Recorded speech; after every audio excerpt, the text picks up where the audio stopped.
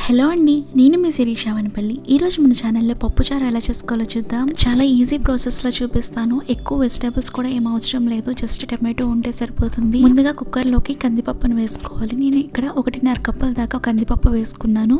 కందిపప్పుని wash చేసేసుకొని దీంట్లోకి టమాటోలు ఎక్కువగా వేసుకోవాలండి. నేను ఇక్కడ 3 దాకా పెద్ద సైజులో ఉన్నవి టమాటోలు వేసుకున్నాను. అలాగే ఉల్లిపాయని సన్నగా పొడుగ్గా తరిగి ఇందులోకి వేసుకున్నాను. పసుపు ఇంకా కారం కూడా వేసుకొని 3 కప్స్ దాకా వాటర్ కూడా వేసుకొని కుక్కర్ పైన మూత పెట్టుకొని విజిల్ పెట్టుకొని 3 విజిల్ వచ్చేంత వరకు ఉడికించుకోవాలి. 3 విజిల్ వచ్చిన తర్వాత ఒకసారి మూత తీసి గరిటెతో బాగా మెదుపుకొని దీంట్లోకి చింతపండు రసం వేసుకొని రుచికి తగినంత ఉప్పు కూడా వేసుకోవాలి. చింతపండు రసం అంటే నేను కోడిగుడ్డు సైజు చింతపండుని తీసుకొని నానబెట్టుకొని దాన్ని రసం తీసుకొని ఇందులోకి వేసుకున్నాను. చింతపండు రసం వేసుకున్న తర్వాత 10 నిమిషాల పాటు మీడియం ఫ్లేమ్లో పెట్టుకొని మరిగించుకోవాలి. ఇప్పుడు కడాయిలోకి ఆయిల్ వేసుకొని వెల్లుల్లిపాయ రెబ్బలు ఇంకా ఆవాలు, జీలకర్ర ఇంకా ఎండుమిర్చి వేసుకొని ఫ్రై చేసుకోవాలి. మీ దగ్గర కరివేపాకు ఉంటే వేయండి. నా దగ్గర ఆ రోజు లేదు, అందుకే వేసుకోలేదు. తాలింపుని ఇలా మంచిగా ఫ్రై చేసిన తర్వాత పప్పుచారులోకి వేసేసుకొని చివరిగా కొత్తిమీర వేసుకొని బాగా కలుపుకుంటే పప్పుచారు రెడీ అండి.